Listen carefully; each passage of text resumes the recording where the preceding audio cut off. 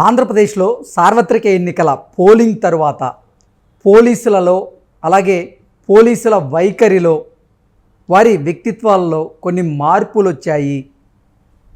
పోలీసులలో సడన్గా కొన్ని మార్పులు వచ్చాయి. ఆ మార్పులు దేనికి దారి తీయబోతున్నాయి అంటూ రకరకాలుగా ఇప్పుడు సోషల్ మీడియాలో చక్కర్లు కొడుతున్న నేపథ్యంలో అసలు ఆంధ్రప్రదేశ్ పోలీసుల్లో నిజంగా మార్పు వచ్చిందా? ఆ మార్పుకి కారణం ఏంటి?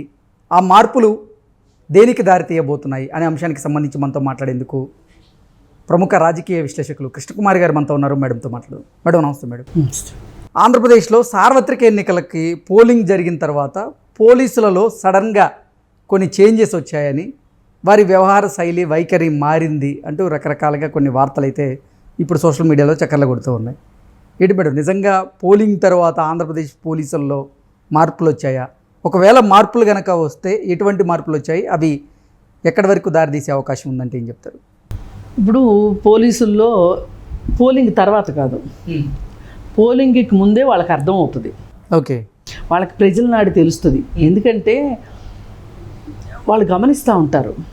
వాళ్ళకి ఈ ఇంటెలిజెన్స్ కూడా వాళ్ళు పోలీస్ డిపార్ట్మెంట్లో అంతర్భాగమే కదా ఇంటెలిజెన్స్ కూడా. అయితే ఇంటెలిజెన్స్ నుంచి వాళ్ళకి అంటే నిఘా వర్గాల ద్వారా కొంత ఇన్ఫర్మేషన్ వాళ్ళకి ఫస్ట్ తెలుస్తుంది. అయితే వాళ్ళు ప్రభుత్వాలకి సంగతి చెప్తారా చెప్పరా అంటే భయం వేయొచ్చు కదా వాళ్ళకి, చెప్పకుండా ఉండే అవకాశం కూడా ఉంది.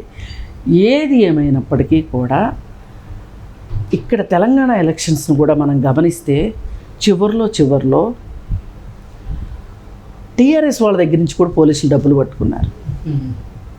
అది ఒక ఇండికేషన్, అంటే ప్రభుత్వం మారబోతుంది అని మనకు అర్థమయ్యే ఇండికేషను. మాట వినల పోలీసులు కొన్ని చోట్ల. ఏ పోలీసులు వినరు అంటే ఇట్లాంటప్పుడు ఇలాంటి ఒక రకమైన సూచికలు కనిపించినప్పుడు, ఒక రకమైన ఇన్ఫర్మేషన్ ప్రజల దగ్గర నుంచి ప్రజల నాడి వీళ్ళకి అర్థమవుతున్న కొద్దీ అంతకుముందు అధికార పార్టీ కొమ్ముగాసిన పోలీసులు మామూలు పోలీసుల్ని చాలా ఇబ్బంది పెడతారు.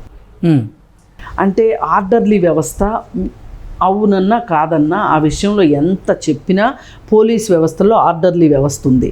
పైవాడు కుక్కిని పేరులాగా కిందవాడు పైవాడి మాట వినవలసిందే, ఆ పైవాడు పైవాడి మాట వినాల్సిందే. ఇదే ఆర్డర్లీ వ్యవస్థ. అంటే నీకు కరెక్ట్గా తెలుస్తుంది ఇది కరెక్ట్ కాదు అని, కానీ పైన బాస్ చెప్పాడంటే బాస్ ఈజ్ ఆల్వేస్ రైట్ అనేది.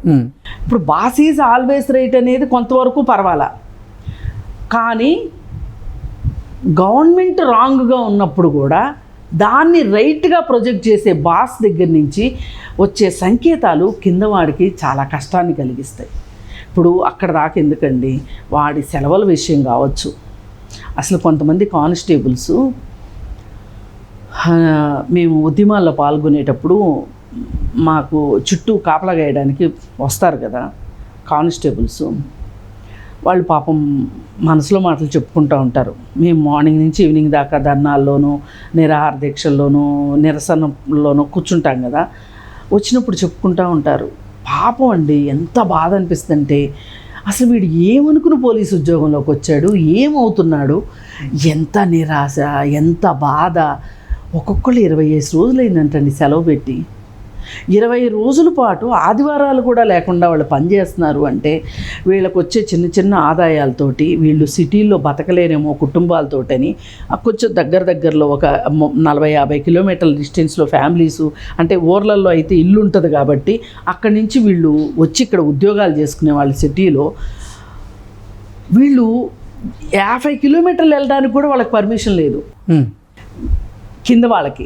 వాళ్ళ బాధలు చెప్పుకుంటుంటే నిజంగా పాపం పోలీసుని చాలా నిర్దయులుగా చూస్తాం కదా మనం, చాలా కర్కశంగా వ్యవహరిస్తారు కదా. అంటే పై వాళ్ళ ఆదేశాల మేరకేననుకోండి, అది వేరే విషయము. కానీ ఒక క్షణం అనిపించింది, అరే వీళ్ళు ఇంత స్వేచ్ఛ లేకుండా ఉన్నారా అని అనిపించేటట్లున్నారు. మరి ఇలాంటి వాళ్ళకి పైన వాడు అధికార పార్టీ అండతోటి ప్రజల మీద చూపించే క్రౌర్యం ఏదైతే ఉందో వాళ్ళ మీద కూడా చూపిస్తాడు కదా.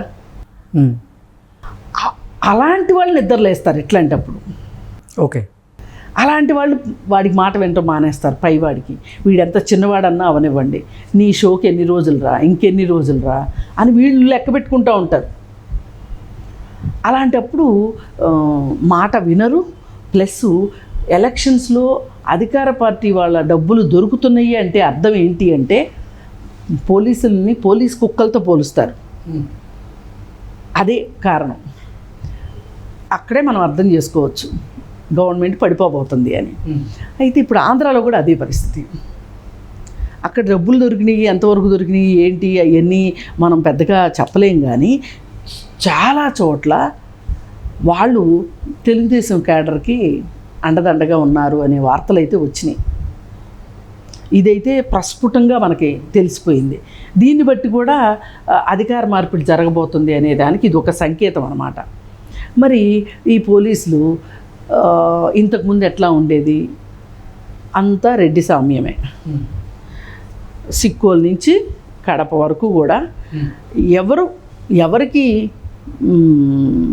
వస్తున్నాయి ప్రమోషన్స్ అంటే కింద కానిస్టేబుల్ దగ్గర నుంచి మొదలెట్టి సాక్షాత్తు డీజీపీ వరకు. నిజానికి రాజేంద్రనాథ్ రెడ్డి కంటే కూడా ఇంకా సమర్థులైన వాళ్ళు, అర్హులైన వాళ్ళు, సీనియారిటీ ప్రకారం రావాల్సిన వాళ్ళు ఉన్నారు. కానీ రాజేంద్రనాథ్ రెడ్డిని అట్టి పెట్టుకుని ఆ కింద ఉన్నవాళ్ళు తన సామాజిక వర్గం కాదను, వాళ్ళైతే తన మాట వినరను, ఏవో కారణాలతోటి రాజేంద్రనాథ్ రెడ్డినే కొనసాగించారు. పైగా ఏబి వెంకటేశ్వరరావు గారి కేసు విషయంలో కూడా ఎటూ తేలనివ్వకోకుండా ఆయన ఎలక్షన్స్ టైంకి గనక ఆయన ఒక మంచి పోస్ట్లో ఉన్నాడు అనుకోండి, వీళ్ళ భర్తం పడతాడని తెలిసి ఆయన కేసు సాల్వ్ కాకుండా కేంద్రంలో వాళ్ళదే కదా పేరుకి. ఇక్కడ వైసీపీ, మోడీ వైసీపీ ఇద్దరు కాయిన్కి రెండు వైపులే కదా. కాకపోతే ఆయన దేశం అంతా పాలిస్తాడు, ఈయన రాష్ట్రం వరకే పరిపాలిస్తాడు. ఈయన ఆ కేసు సాల్వ్ కాకుండా తొక్కిపెట్టి ఇప్పుడు ఆయన విజయం సాధించారనుకోండి. ఇప్పుడు విజయం సాధిస్తే ఏంటి లాభం? నిజంగా గనక ఒక 4 నెలల ముందో 5 నెలల ముందో గనక వచ్చున్నట్లయితే ఆయన తడాక ఏంటో చూపించేవాడు. సరే, ఏదేమైనా కానీ ఆయన రానివ్వలేదు. ఇప్పుడు ఈ రాజేంద్రనాథ్ రెడ్డిని కూడా ఆఖరి నిమిషంలో ఇక తప్పక ఏమీ చేయకపోతే మరీ చెడ్డ పేరు వస్తుంది అనే ఒక ఉద్దేశంతో రాజేంద్రనాథ్ రెడ్డిని మార్చారు. కానీ అసలు రాజేంద్రనాథ్ రెడ్డిని ముందే మారిస్తే గనక ఏబి వెంకటేశ్వర గారి కేసు కనుక సాల్వ్ అయ్యి ఉంటే ఆయన డీజీపీ అవ్వాలి. ఆయన డీజీపీ అయితే ఏమవుద్దో వాళ్ళకి బాగా తెలుసు కాబట్టి ఆయన అవనివ్వలేదు. ఇప్పుడు ద్వారకా తిరుమలరావు గారు అవ్వాలి లెక్క ప్రకారం. ఆయన సిన్సియర్ ఆఫీసర్గా ఆయనకు మంచి పేరు ఉంది. ఆయన హైదరాబాద్లోనూ పనిచేశారు, ఉమ్మడి ఆంధ్రప్రదేశ్లో. ఇప్పుడు ఆంధ్రాకి వెళ్ళిన దగ్గర నుంచి విజయవాడ కమిషనర్గా పనిచేశారు. ఆయన మార్క్ ఆయన వేసుకున్నారు. అలాంటి వాళ్ళు అయ్యేవాళ్ళు లెక్క ప్రకారం. ఏది రాజేంద్రనాథ్ రెడ్డిని కాకుండా ఉండున్నట్లయితే గనక. కానీ ఆయన కావాలని తెచ్చుకున్నారు కదా ముచ్చటపడి. మరి అలాంటప్పుడు ఆయన ఎందుకు పంపిస్తారు? ఇక తప్పదన్నప్పుడు ఎలక్షన్ కమిషన్ కొరడా జురిపిస్తే కానీ ఆయన ఇంటికి వెళ్ళలేదు. ఇక ఆ తర్వాత జరిగిన గొడవలు, ఇది ఎలక్షన్ తర్వాత ఈ గొడవల్లో ఎవరెవరైతే పోలీసులు బాధ్యతారాహిత్యంగా ఉన్నారో, అధికార పార్టీకి కొమ్ము కాస్తా ఉన్నారో వాళ్ళ మీద కూడా చర్యలు మొదలైపోయినాయి ప్రభుత్వం మారకముందే. ఇదివరకు ఎవరైనా సరే ఎక్కడ ప్రెస్ మీట్ పెట్టినా రెడ్డి బాసే మాట్లాడతాడు, వేరే ఇంకెవ్వరు మాట్లాడేవాళ్ళు కాదు. దానిలో కూడా మార్పు వచ్చింది. అంటే యాతావాత ఒకటి ఏంటంటే తత్వం బోధపడింది వీళ్ళకి. మనం ఇదివరకు ఇట్లాగా ఉంటే కుదరదు, రూల్ బుక్ ఒప్పుకోదు అనేది అర్థమైపోయింది. అందుకని ఎందుకైనా మంచిదని చెప్పి వీళ్ళు స్టడీలోకి వచ్చేస్తున్నారనమాట. ఓకే, ఈ 5 సంవత్సరాలు ఆడిందాట పాడింది పాట అయిపోయింది కదా. ఇక ఇప్పుడు వాళ్ళకి కనిపించని 4వ సింహము, వాళ్ళ చేతిలో ఒక లాఠీ ఉందని, రూల్ బుక్ ఉందని ఇవన్నీ గుర్తొస్తున్నాయి. ఇప్పుడు మర్చిపోయిన అన్నీ ఇప్పుడు గుర్తొస్తున్నాయి. గుర్తొచ్చి వాళ్ళ వృత్తి ప్రకారం చేద్దాము అని అనుకుంటున్నారు. అంటే ఒక డ్రిల్ పొజిషన్లోకి వచ్చారు వీళ్ళు, కవాత్ పొజిషన్లోకి వచ్చారని మనం అనుకోవాలి. అంటే అధికార మార్పిడి జరగబోతుందని వాళ్ళు గ్రహించే వాళ్ళలో మార్పు వచ్చిందంటారా? ఎప్పుడోనే వచ్చింది. మీరు ఎలక్షన్ల ముందే వచ్చింది. ఎలక్షన్ ముందే తెలుస్తుంది మనందరికంటే. అందుకే నేను అంది పోలీస్ జాగ్లాలని. వాళ్ళకి ముందే పసిగడతారు వాళ్ళు.